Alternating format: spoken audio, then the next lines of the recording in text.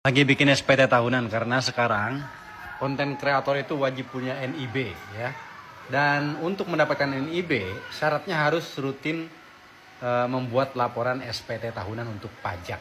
Jadi daftar di OSS, mau bikin NIB ataupun nomor induk berusaha, kalau nggak punya, belum laporan SPT itu nggak bisa.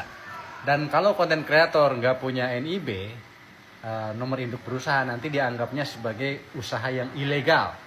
Dan platform nanti bisa dipush oleh pemerintah untuk ngeblokir konten kreator yang menghasilkan uang, baik itu TikTok affiliate, Shopee ataupun FB Pro ataupun misalnya monetisasi YouTube lain sebagainya, untuk diblokir sama platform karena dia tidak memiliki NIB, artinya dia berusaha secara ilegal.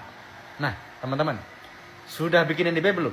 Saya sendiri tadi mencoba bikin di OSS, ternyata nggak bisa karena belum laporan SPT tahun 2025 yang seharusnya batas akhirnya itu sampai Maret, dan saya sudah kena teguran untuk membuat SPT, teman-teman. Kenapa saya baru dapat bikin SPT sekarang? Karena dulu saya mendapatkan pembebasan untuk laporan SPT, jadi saya tidak usah membuat laporan SPT karena saya dianggap sebagai penghasilan di luar negeri yang tidak kena pajak, yaitu sebagai pelaut yang di luar negeri lebih dari 183 hari. Tapi belakangan saya memiliki penghasilan di rumah dari aktivitas saya secara online, dan itu wajib harus melaporkan SPT. Kalau misalnya saya nggak laporan SPT, nanti bisa tiba-tiba ada petugas pajak, orang ini bisa bikin rumah, bisa beli mobil, bisa segala macam. Tapi kok nggak pernah bikin SPT, padahal dia misalnya nggak ke luar negeri lagi gitu kan.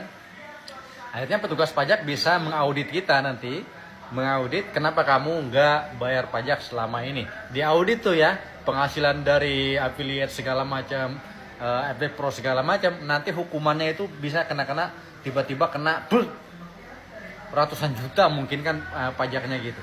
Kita kan kaget. Nanti bisa mengajukan amnesti pajak, tapi kalau dikabulkan, kalau enggak gimana? Mungkin ada penyitaan harta segala macam. Makanya saya sekarang membuat SPT supaya mendapatkan NIB, dan nanti aktivitas saya secara online itu menjadi legal dan dianggap resmi sebagai pengusaha, teman-teman ya, pengusaha gitu kan. Tapi konsekuensinya ya kita harus melaporkan penghasilan itu berdasarkan pajak. Nah, kalau di beberapa platform ada yang sudah melakukan pemotongan pajak, misalnya di SHP gitu kan, itu sudah dipotong pajak, dan bukti pemotongannya ataupun bukti potong pajak itu nanti dikirim ke Cortex oleh platform. Nanti kita bisa download, dan bukti pemotongan itu diajukan sebagai kredit pajak sehingga kita tidak dipotong lagi pajak. Tapi untuk beberapa platform yang mungkin belum dipotong pajak secara otomatis, kita kena potong lagi. Gimana nih teman-teman? Peraturan per 18 Juni ini harus punya NIB. Kalau nggak punya NIB bisa diblokir.